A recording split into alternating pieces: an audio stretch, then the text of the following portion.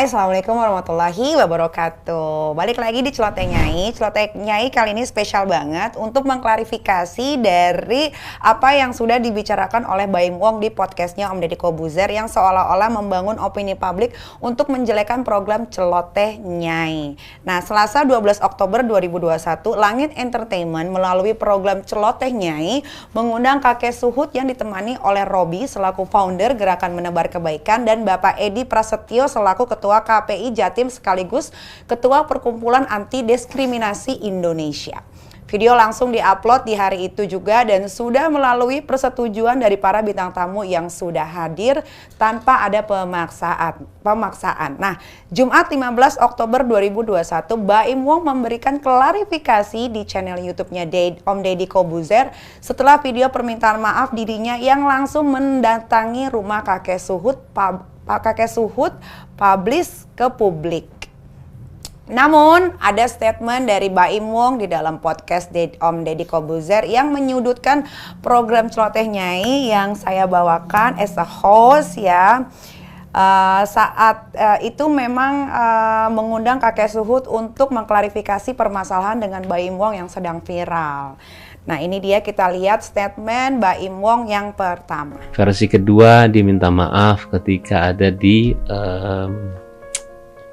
podcastnya Nikita, kata dia minta maaf. Saya nggak tahu kok di situ ada 3 orang, kata dia. Sebelum gue yang ngomong, kayaknya harus Damar dulu yang ngomong, kasih penjelasan tentang kakek Suhut yang tidak tahu kalau saat itu diundang ke Celoteh Nyai ada bintang tamu lain yang mendampingi. Oke, jadi Damar ini adalah sebagai produser di Langit Entertainment yang megang Celoteh Nyai dan beberapa program yang ada di Langit. Coba tolong dijelaskan Mas Damar. Oke, mungkin aku tarik mundur dulu ya Kak ya. Ya. Dari kejadian kakek Suhut ini direndahkan sama Baim Wong itu kan di hari Jumat. Ya. Tapi baru mulai viral itu di Minggu dan Senin. Ya. Nah, Senin malam itu aku, Mas Iam dan tim itu berusaha untuk mencari keberadaan kakek Suhut. Nah, akhirnya kenapa kita ingin mencari tahu keberadaan kakek Suhut? Karena kakek Suhut ini pasti butuh media butuh wadah untuk klarifikasi nih. Ya. Karena dia belum pernah klarifikasi di mana-mana. Nah, akhirnya setelah riset-riset, nemulah Instagram Gerak Menebar Kebaikan. Di situ tertera kontaknya atas nama Mas Robi. Ya. Terus akhirnya aku tektokan lewat telepon, aku jelasin bahwa ada program Celoteh Nyai yang ingin mengundang kakek Suhut sebagai narasumber dan bahkan nanti bisa didampingi oleh Gerak Menebar Kebaikan selaku open donasi juga. Tapi disebutin nggak di Celoteh Nyai itu ada Nikita Mirzani? Disebutin dan justru karena Kak Nikita juga yang membawakan acaranya, gayung bersambut tuh Kak. Akhirnya Mas Robi konfirmasi, oke Mas, nanti saya konfirmasi dulu nih ke kakek Suhutnya. Di situ pun aku ngejelasin juga ke Mas Robi by phone bahwa nggak cuma Mas Robi sama kakek Suhut kok, nanti kita undang juga Edi Prasetyo selaku Ketua Perkumpulan Anti Diskriminasi Indonesia. Tujuannya adalah kalau nanti kakek Suhut mau membawa kasus ini ke ranah hukum, kita siap memfasilitasi, yaitu dengan adanya Mas Edi. Sebelumnya juga Mas Edi udah kita kontak karena dia di Surabaya dan dia siap terbang paginya untuk langsung ke Jakarta. Akhirnya Mas Robi itu telepon balik Kak, Mas, kakek Suhut bersedia nih untuk besok datang. Tapi posisi dia di Cilengsi. Besok sekitar jam 9 atau jam 10 dia naik bus ke UKI. Dari UKI saya jemput untuk langsung ke Langit Entertainment. Akhirnya sampai Langit Entertainment itu sekitar jam setengah 12. 30 menit kemudian Pak Edi datang. Kakek Suhut sama Mas Robi itu kayak ngerasa seneng dan bersyukur gitu Kak. Bahkan sempat kayak mau menitikan air mata. Di situ terucap bahwa alhamdulillah ya Mas, ternyata masih banyak yang sayang dan support sama saya. Jadi statement Mas Baim di podcastnya Om Deddy ini sebenarnya perlu dipertanyakan sih Kak. Kalau kakek Suhut itu kaget dan nggak tahu di lokasi itu ada 3 orang. Jelas-jelas kakek Suhut berangkat berdua nih, kakek Suhut dan Mas Robi. Berarti udah tahu dong. sampai di lokasi yang malamnya itu udah kita info juga ada Mas Edi. Datanglah Mas Edi. Ada 2 orang. Datang lagi anak buahnya Mas Robi yang dari Gerak Menebar Kebaikan.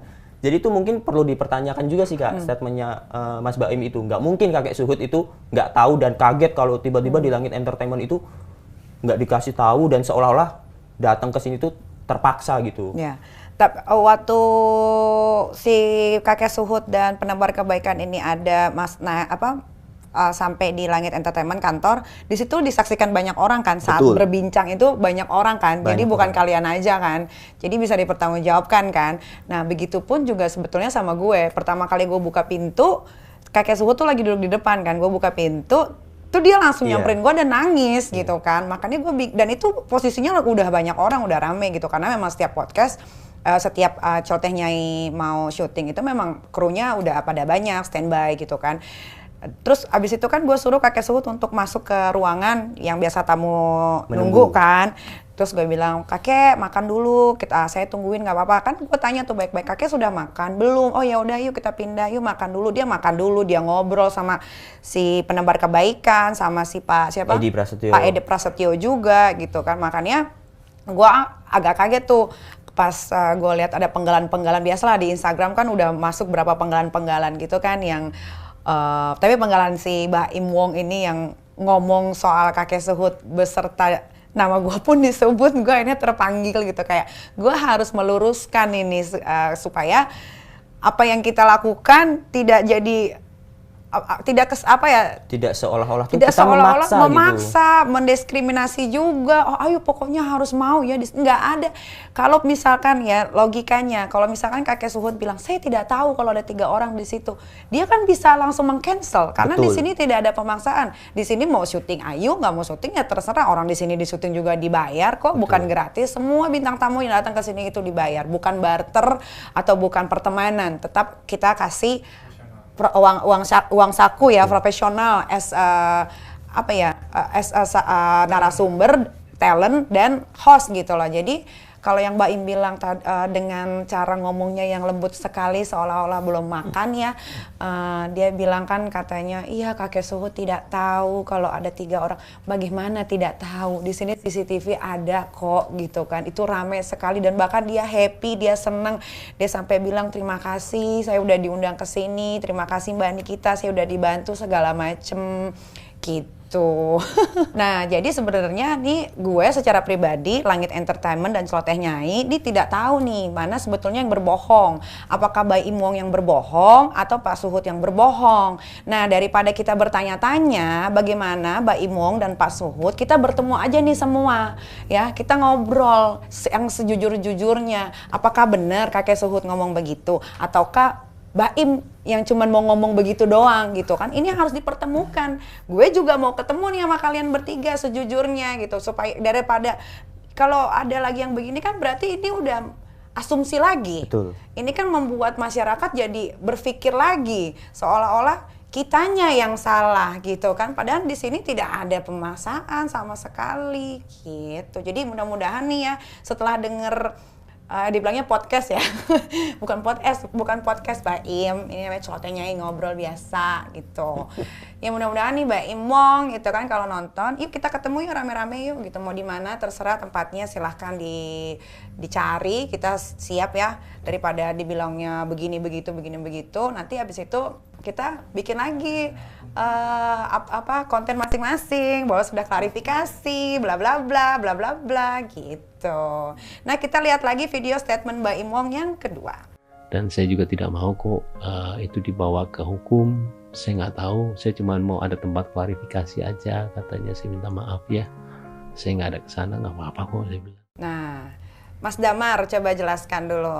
Betul Kak, ini bahkan ini waktu kita sebelum syuting pun Mas Edi sempat menawarkan kalau ini mau dibawa ke ranah hukum atau enggak nih kakek Suhud. Kalau emang mau dibawa ke ranah hukum, ayo saya siap memfasilitasi dan mendampingi, bahkan tidak dipungut biaya sepeser pun. Itu kan juga waktu on air juga ada tuh Kak.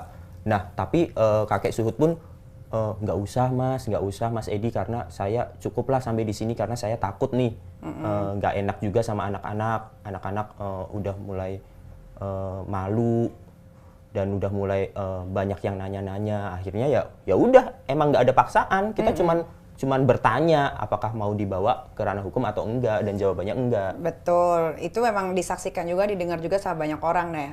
Jadi yang sebenarnya gue yang kepengen lu dilaporin polisi, Baim Wong. Nah, sebenarnya Pak Suhut itu dan keluarga itu tidak mau melaporkan. Tadinya sempat terpikir gitu kan, cuman nggak tahu kenapa tiba-tiba dia bilang, oh enggak lah, kita nggak usah, kekeluargaan aja. Yang penting Mas Baim mau datang minta maaf ke rumah tanpa ada kamera. Itu benar ya? Tanpa ada konten. Iya, nah kenapa jadi terkesannya gue yang memaksa dia?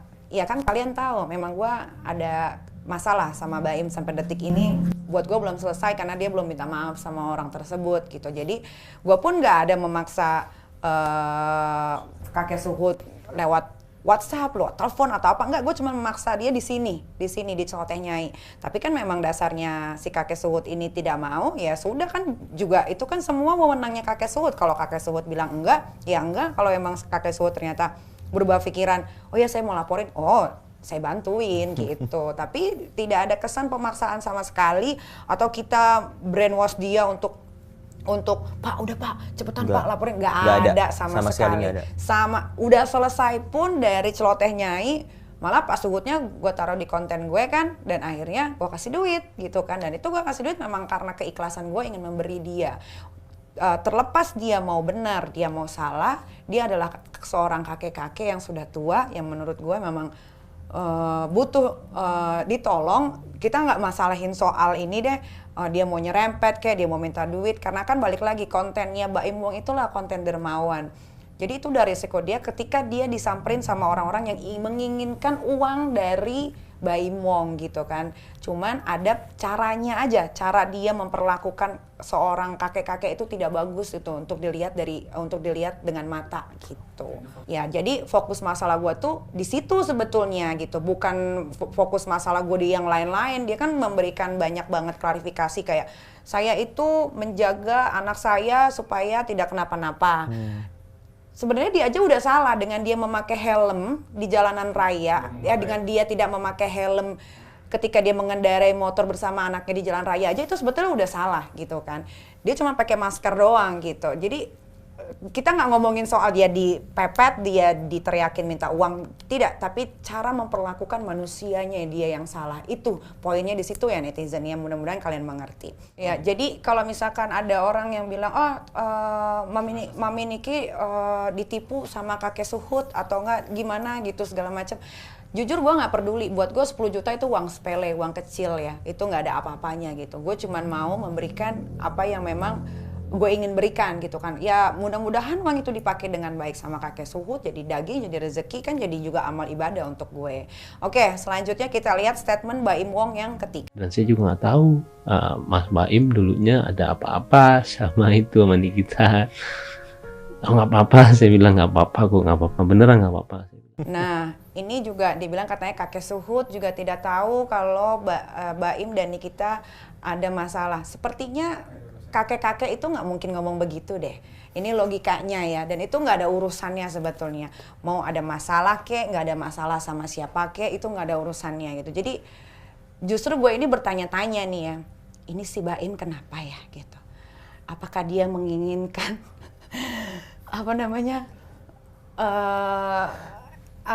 simpatik lagi dari masyarakat atau gimana gitu? Kok nyebut-nyebut nama gue gitu kan? Kok bilangnya kakek nggak tahu kalau misalkan Mas Baim ada masalah sama Nikita? Kakek sendiri yang ngomong kok di bawah ya, disaksikan orang banyak. Saya lihat tuh di YouTube Mbak Niki berantem sama Baim, kan gue jadinya bingung gitu. Makanya daripada ini kebingungannya terlalu panjang, gue sih berharap ya Baim Wong berbesar hati untuk kita ketemu kakek Suhut, gue, Mas Damar, Iam, terus gerakan penebar kebaikan dan anti diskriminasi itu. Gue pengen banget gitu supaya ini netizen tuh jangan dibodoh-bodohin melulu deh gitu. Oke, satu hal lagi nih ya, percakapannya kakek dan Baim itu kan sebetulnya privacy mereka berdua. Nah, kenapa harus diumbar Baim Wong yang pada akhirnya menimbulkan stigma dan opini negatif baru lagi ke publik. Hal ini berdampak ke program Celoteh Nyai yang ada di Langit Entertainment. Karena hal inilah ya, kita semua ini membuat klarifikasi setelah menyaksikan podcastnya Om Deddy Kobuzer gitu loh. Semoga Baim Wong makin tambah dewasa, makin tambah pinter, makin tambah jujur sama diri sendiri ya. Kita manusia hidup cuma sekali, nggak usah selalu inginnya dipuja dan dipuji ya. Apa sih gitu loh, maksudnya ada suatu kenikmatankah dipuji sama orang gitu atau bagaimana dan akhirnya akan merugikan orang lain gitu. Jadi mudah-mudahan dari sini kita bisa belajar semua ya, dengan adanya ini kita bisa lebih belajar bagaimana cara untuk menghormati orang yang jauh lebih tua gitu. Dan satu lagi gue mau kasih ingat sama kalian, jangan kalian sandingkan video gue dengan video Baim, yang Baim ngatain kakek Suhut pengemis, gua yang lagi cekcok sama Ibu Elsa Sharif. Itu jelas jauh berbeda. Kalau kalian bisa lihat di situ, gue tidak ada kata makian. Bahkan gue tidak ngomong gue lu, tapi saya, kamu, anda. Ya, kenapa saya bisa marah sama Ibu Elsa seperti itu? Karena sebelumnya Ibu Elsa setiap diwawancara sama wartawan, kalian bisa lihat sendiri, cari sendiri ya, selalu ngata-ngatain saya, begini, begitu, begini, begitu. Ketika saya diundang salah satu stasiun TV, tapi saya tidak tahu kalau bintang tamunya adalah Ibu Elsa Sharif, tapi Ibu Elsa Sharif tahu bintang tamunya saya nggak punya persiapan apa-apa gitu. Dan ketika dia ada satu kata yang keluar dan saya dengar dan disaksikan masyarakat Indonesia, videonya juga bisa kalian nikmati ya.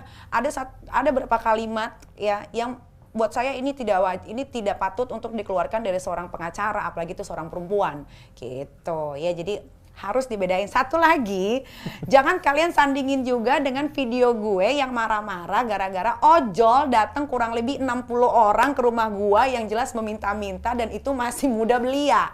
Ya bedakan netizen ini kadang-kadang ya. Gue gak tahu nih, mungkin pengikutnya Baim nih yang bikin-bikin video ini sampai rame banget gitu, yang gue bilang ini ojol ngapain nih ke rumah gue. Guys, itu 60 orang guys. Ini satu biji, satu manusia, kakek-kakek. Lu bayangin, masa lu mau sandingin sama gue yang jelas-jelas dia datang emang mau minta, bukan mau ngapa-ngapain, emang mau minta karena gue udah turun ke sana, mau ngapain Pak ke sini? Saya mau minta uang Mbak Niki karena Mbak Niki suka kasih ojol-ojol katanya gitu. Loh, kok Bapak tahu sama saya? Iya, saya soalnya kemarin Kak Niki ada bantuin tukang ojek, bilang aja lah itu apa nama ojeknya? Apa bukan apa? Iya. Itu ngasih uang berapa juta gitu, habis itu dia pergi ke apa sih kayak tempat perkumpulan gitu. Komunitasnya pokoknya dia bilang pokoknya ada salah satu tempat lah gitu yang biasa dia istirahat gitu. Dia bilang, wah gue habis dikasih uang nih sama Nikita, lu datang aja ke rumahnya, lu pasti dikasih. Yang datang 60 orang guys, ya guys. Jadi please jangan disandingkan karena kita berbeda. Cara saya memberikan itu berbeda, cara dia memberikan itu berbeda. Saya akan memberikan kalau memang saya mau memberikan, tapi saya tidak akan menghina dan saya tidak akan upload menjadi konten dan bisa dinikmati halayak ramai. Oke? Sampai ketemu lagi di Celoteh Nyai ya. Mudah-mudahan Baim Wong kita bisa ketemu, sekalian ketemu sama kakek Suhut. Saya mau tanya sama kakek Suhut secara langsung di depan kamu ya, di depan kita semua saksi di sini, apakah benar kakek Suhut bicara seperti itu? Ya, balik lagi, saya tidak peduli mau kakek Suhut itu berbohong, maka kakek Suhut itu tidak berbohong. Apa yang sudah saya berikan, saya ikhlas. Mudah-mudahan itu bisa menjadi rezeki dan bisa membantu kehidupan Pak Suhut ke depannya. Sampai ketemu lagi di Celoteh Nyai berikutnya. Bye.